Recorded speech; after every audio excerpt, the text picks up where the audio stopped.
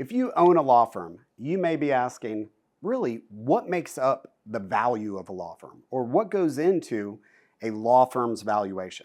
Well, I'll tell you. First, it starts with your EBITDA.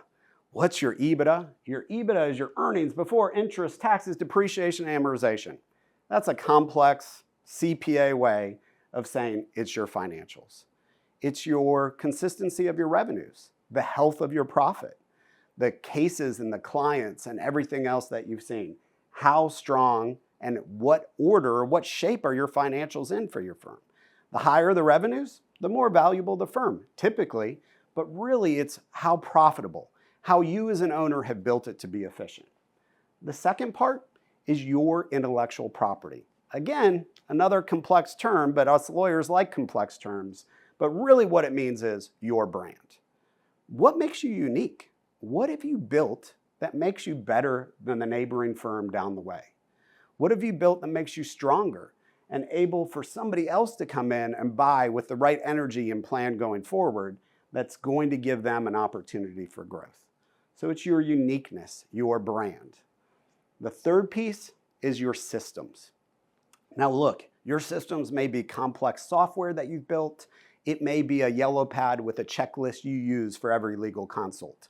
But at the end of the day, those are systems that determine how reliant the firm is on you as the owner. And that's really what we're looking at. If somebody's coming in to buy your law firm, their concern is how reliant is it on you, the owner? The more you've developed systems, even the basic ones, the easier it is for them to see that they can transition the value over to them or to their team or anything else. So really going through how much delegation have you successfully done? How many systems have you built to carry that forward? Now, 1, 2, 3, I'll tell you something that isn't on this list is emotions. But it is something that you think a lot about in the value of your law firm.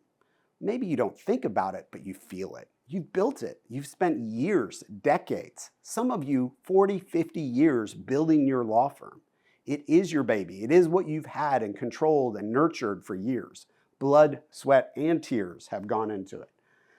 But emotions have a tricky way of killing deals or of not seeing that valuation really is more logical, more objective than subjective, and leaving the emotions out of that is really what's going to help you agree on value and get a deal done. So just know, there's emotions, but they definitely aren't part of your law firm's value.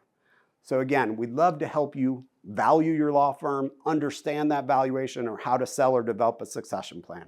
Just let us know how. Thanks so much.